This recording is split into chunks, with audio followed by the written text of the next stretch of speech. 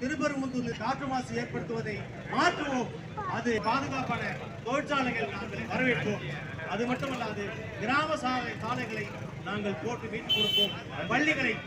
பள்ளிகளுக்கு தேவையான வசதிகளை செய்து கொடுப்போம் என்று கேட்டுக்கொள்கிறோம். நன்றி நன்றி நன்றி ஐயா. இப்ப நாம் தமிழர் கட்சி சார்பில் சொன்னாங்க, நாங்கள் ஆட்சிக்கு வந்தால் நாங்கள் இந்த தொகுதியினுடைய இந்த மாதிரி அடிப்படை விஷயங்களுக்கு முக்கியத்துவம் கொடுப்போம்னு சொல்லியிருக்காங்க. தமிழ்நாடு குறிப்பா மாசுபாடை தவிர்ப்போம், அது ரொம்ப முக்கியமான விஷயம்னு சொல்லியிருக்காங்க. தமிழ்நாடு அரசியல் களத்திற்கு புதிதாக வந்திருக்கக்கூடிய தமிழக வெற்றி கழகம்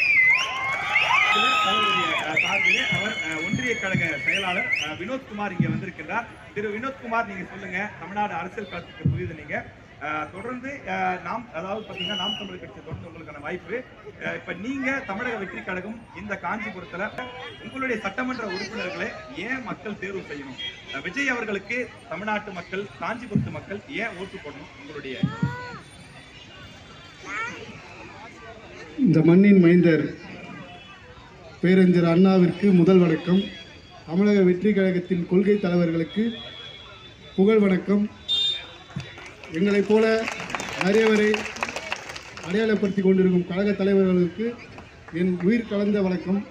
மற்றும் எனக்கு இந்த வாய்ப்பை ஏற்படுத்தி கொடுத்த மாவட்ட கழக செயலாளருக்கும், மேடையில் வீட்டிற்கும் பெரியவர்களுக்கும் மற்றும் வருகை தந்திருக்கும் அனைவருக்கும் என் முதற்கண் வணக்கத்தை நன்றியும் தெரிவித்துக் கொண்டு,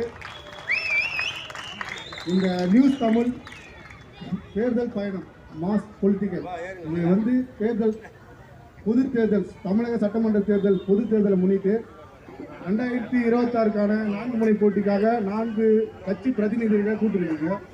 ஆனால் தமிழக களத்து நிலவரம் படி பார்த்தீங்கன்னா, தமிழக களத்தில் பார்த்தீங்கன்னா 2 பேருக்கு மட்டும்தான் போட்டியே. அது தாவேக மற்றும் திமுகவுக்கு மட்டும்தான்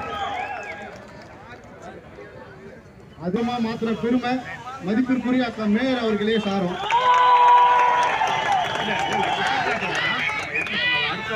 வாய்ப்பு